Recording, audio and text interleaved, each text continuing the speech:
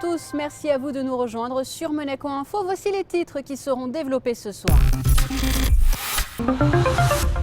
Le numérique au service de la transition énergétique. Retour sur le déplacement du souverain en Grèce avec les explorations de Monaco. Et vous découvrirez l'exposition Monaco-Japon qui avait lieu ce week-end à l'Auditorium Régnier 3.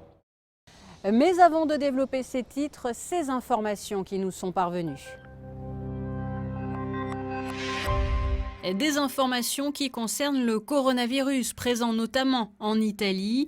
Pas de cas avérés de contamination en principauté. La situation est en évaluation permanente par les autorités sanitaires pour adapter les mesures aux besoins. Depuis fin janvier, un dispositif d'urgence est mis en place avec le CHPG, les services d'urgence et les professionnels de santé concernés. Coordination permanente avec les autorités françaises et internationales compétentes. Les personnes qui pensent être infectées ne doivent ni se rendre chez leur médecin ni à l'hôpital mais rester chez elles. Elles doivent appeler les sapeurs-pompiers de Monaco au 18 ou au 112 qui sont en contact avec un médecin spécialiste du CHPG qui déterminera la conduite à tenir.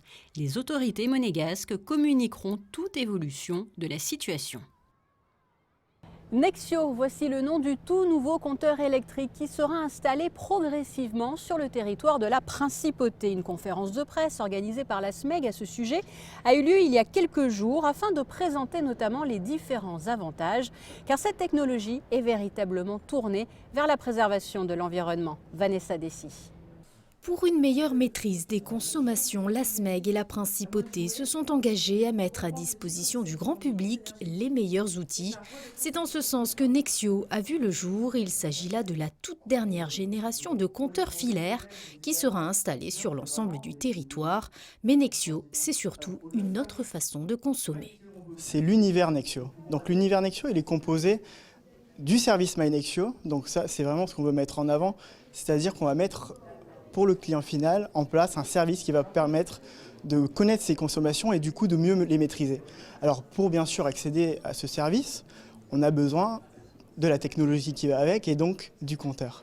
Mais avant tout, c'est vraiment le service qu'on rend. Ensuite, ça va permettre de faire des actions à distance telles que la relève à distance, des opérations à distance, notamment des mises en service. Si vous emménagez dans votre logement, on sera capable en moins d'une heure, quand vous vous présentez à la SMEG, de faire des mises en service. Donc c'est une grande avancée et ça améliore énormément notre qualité de service. La mise en place de l'univers Nexio est une illustration concrète de l'engagement du gouvernement princier dans une démarche d'économie décarbonée dans laquelle la maîtrise des consommations représente un enjeu fondamental. C'est un formidable outil pour pouvoir maîtriser sa consommation énergétique en Principauté de Monaco. Et donc c'est un formidable outil pour nous aider à réaliser notre transition énergétique, puisque je vous rappelle que les engagements pris par le souverain lors de la conférence, la COP21 à Paris, étaient très ambitieux, de réduire les gaz à effet de serre de 50% en 2030 pour atteindre la neutralité carbone en 2050. Et ça permet de sensibiliser la population et ça leur donne un formidable outil pour connaître ses propres consommations et de voir comment agir sur ses propres consommations, quelles sont les machines qu'ils utilisent énormément, à quelle heure les utiliser pour consommer moins et avec ça, vraiment réduire sa consommation personnelle. Le déploiement des 25 000 compteurs Nexio s'opérera à partir du 2 mars prochain. Il s'agira d'une intervention gratuite qui, dans 90% des cas, ne nécessite pas la présence de l'usager. Quittons à présent la Principauté afin de rejoindre la Grèce où se trouvait le prince Albert II début février. Au cours de ce déplacement, Son Altesse Sérénissime, le prince Albert II, était accompagné par Bernard Fautrier et Pierre Frolat, comme vous allez pouvoir le constater dans ce reportage. Son Altesse Sérénissime, le prince Albert II, s'est rendu à Kalamata en Grèce dans le cadre des explorations de Monaco afin de rejoindre l'équipe de l'expédition Kaladan Océan menée par l'explorateur Victor Vescovo. Le but de cette mission était de descendre dans la fosse Calypso, située au sud-ouest de la péninsule du Péloponnèse. Lundi 10 février, Victor Vescovo et Son Altesse Sérénissime, le prince Albert II, ont atteint la profondeur de moins 5109 mètres. mètres, le point le plus profond de la mer Méditerranée. La plongée a duré près de 5 heures. Elle s'est effectuée à bord d'un submersible équipé d'un système de sonar et autres instruments qui lui permettent de se rendre au plus profond des océans. Well, it was amazing. It was a pleasure to be with Victor. He's got such experience and such knowledge of these kind of dives and with this great machine. And it was really an amazing moment. It was great diving with His Highness. Unfortunately, we saw quite a bit of human detritus. We saw quite a few plastic bags and other things, but it was a great dive. What's next for the LF is it'll go through the Suez Canal. La mer Méditerranée est d'ailleurs considérée comme l'une des plus polluées au monde par les déchets plastiques. Vous le découvrez sur cette image, le souverain était accompagné lors de ce déplacement par Bernard Fautrier et Pierre Frolat. La culture japonaise ne se résume pas qu'au manga, bien évidemment, elle comprend aussi les arts traditionnels. Et justement, à ce propos, la 14e rencontre Monaco-Japon avait lieu ce week-end au cœur de l'auditorium René III, un auditorium René III où de nombreux artistes monégasques et japonais ont exposé leurs œuvres. Dominique Poulain s'est rendu sur place pour vous. La culture reste un univers sans frontières. Pendant 3 jours, 140 artistes japonais et 75 artistes monégasques ont exposé leurs œuvres, peintures, photos, affiches et sculptures, à l'auditorium Régnier III à l'occasion de la 14e rencontre artistique Monaco-Japon. Un événement organisé par la direction du tourisme et la direction des affaires culturelles.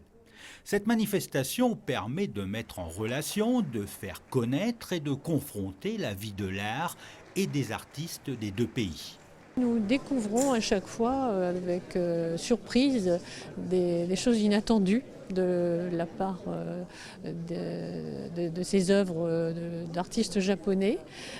Certains sont professionnels, d'autres sont amateurs.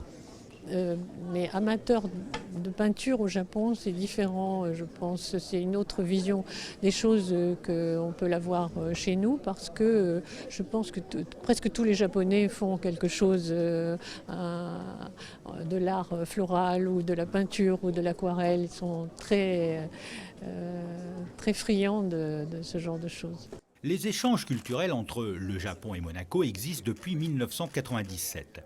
Ils s'inscrivent dans une politique volontariste de coopération internationale qui favorise un dialogue à la fois passionnant et enrichissant entre des artistes de la principauté et des artistes représentant le pays du soleil levant. Cela fait 24 ans que cette exposition existe ici à Monaco et pour les artistes japonais, c'est exceptionnel d'exposer en principauté.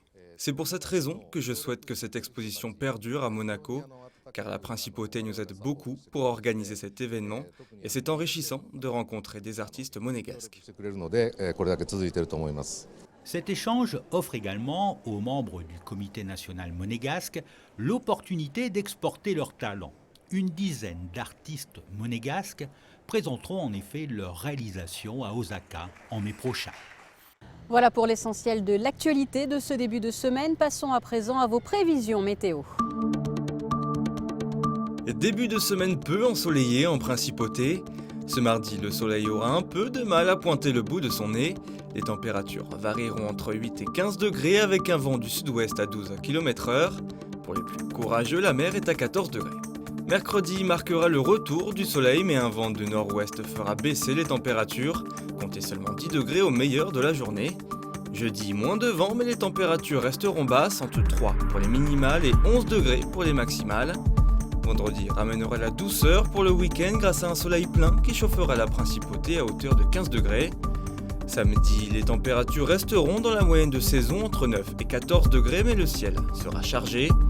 Enfin, dimanche, quelques rayons de soleil tenteront de s'inviter entre les nuages du ciel de Monaco avec l'aide d'un petit vent du nord.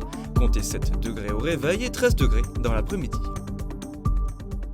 Et c'est ainsi que se termine cette édition. Merci pour votre fidélité. Place à présent à la suite de votre programme sur Monaco Info. Prochain journal mardi dès 19h. À très bientôt.